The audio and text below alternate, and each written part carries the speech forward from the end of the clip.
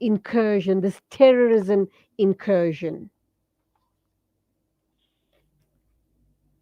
Okay, look, first of all, we have to be quite open and careful in our analysis. I think the situation which is happening in Mozambique and has developed into this stage has roots, and the bird which has left put the eggs has put eggs all over Southern Africa.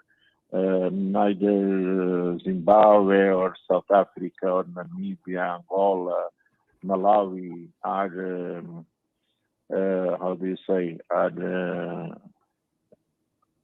not will be affected by problems like this, because when you have this type of war, there are internal and external causes, but generally the internal causes are very well much more important, and they have to do with the type of development policies, type of government you have in place. And we, in South Africa, you speak a lot about the Guptas and the state capture, and that is corruption, and we should call it kleptocracy, which I read in some newspaper, and I agree totally. And kleptocracy is something which is present in all our countries. Aid is not a solution to problems of any country. It can help to sustain certain tendencies, to promote development and so on. But aid is not something which is given to you for free. Okay, the countries which receive aid are always obliged, and there are different types of aids organizations, countries, and so on. But one should be remembering one African, how do you say, story. The saying is that if you sleep in a mattress which doesn't belong to you, which was given to you, one day the owner will take the mattress and you will sleeping in the soil. So Mozambique knows that very well. We have received aid for many, many years. I have a book about it, which is called Trick or Treat in English, the relationship between aid, destabilization, and government policies. And generally, those who give aid, they don't think, they would tell me, some of them would tell me, don't criticize the hand which feeds you. But aid is not, it's not altruistic. And this type of, there was an American scholar who used to say that aid is a gun, is a armament in the armory of the states.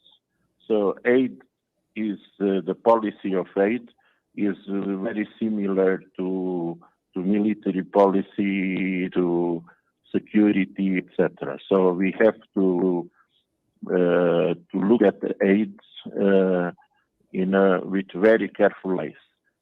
Mozambique will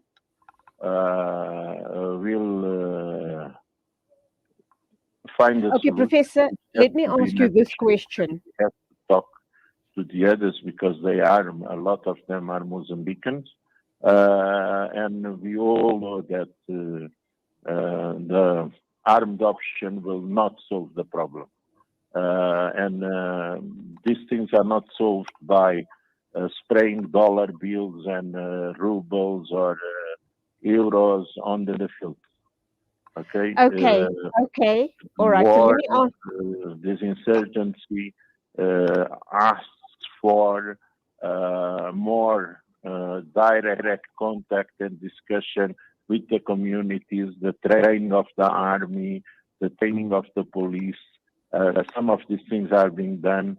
Having also, how do you say, judging seriously and honestly people who are captured or are thought to be part of the insurgents, and also protect women, etc. And foreign armies can become easily armies of occupation. And you in South Africa, you have very good example of what the DAG, uh, the DAG group did in Mozambique. They violated human rights. They should be tried. They even violated South African laws. They were not authorized by your parliament to intervene in Mozambique. Now they tell you, oh, we saved Palma, we saved Pemba, but they used uh, ABC weapons. They used white. Okay, Professor, can I come in here, please? Can I interrupt you? Can I interrupt you, please? Can I ask you? We're talking about the funding. Your government is ready to accept the funding. Uh, is this a mere re- rhetoric to solicit funding? What is the funding for? Because you do say aid comes at a price and it comes at a very big price. So, what is the funding for, or for whom is the funding? And the new strategy that your government has outlined, it wants to show a genuine change in attitude. They also talk about a three-pronged or three-pillar approach to this strategy. Can you talk to us more about that? Yeah. First of all, you say your government. Look, I'm not a member of the government. I'm a And scholar. I realize that. I And I, realize that. I realize that I'm saying the government of Mozambique. I know you are Mozambique. professor at, yes.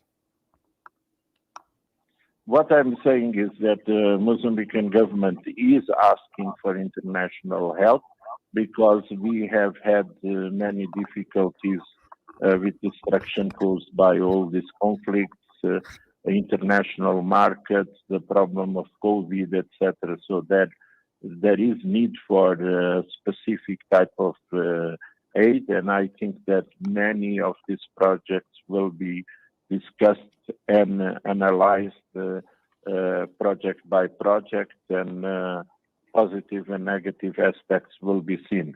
The most important thing which we need at this moment is the training of the army and investment in the army, and to create conditions for all the foreign armies and units which have arrived into Mozambique for them to go home for good. Okay. That is one of the priorities. The second priority is to develop, and don't forget that we have about 2,000, 3,000 people dead, only God knows. There are about 2,000, 3,000 IDPs. So we have to reorganize their life back.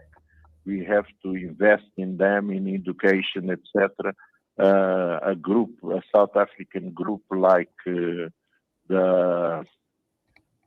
Aid of the Givers has a lot of experience. They can help, and a lot of civil society organizations can help in Mozambique to create stability in the lives of these people, because they are running from one place to other every day, even if the certain armies claim uh, for uh, for victories. The other question which has to be looked very carefully is justice, deliverance of justice, and these people who are accused of being members of the Mashababus, etc., they should be given proper and internationally monitored judgments. And we have to make sure that they have all of that. Whatever the crimes they are accused of having committed, they have to be given the maximum of protection and help, so they can be well judged, not having kangaroo courts, which is very common in Africa and in situations where you have fights. So this Okay, that's where we priority. have to leave it. Unfortunately, we've run out of time. Thank you, Professor Yussuf Adam of the Eduardo Mondlane, talking to us about Mozambique's counter-terrorism. University, Eduardo Mondlane University. There you go. I'm from Efforts to succeed. Thank you. Thank you indeed for your time. Salaam alaikum to you. 9:48 exactly on News and Views.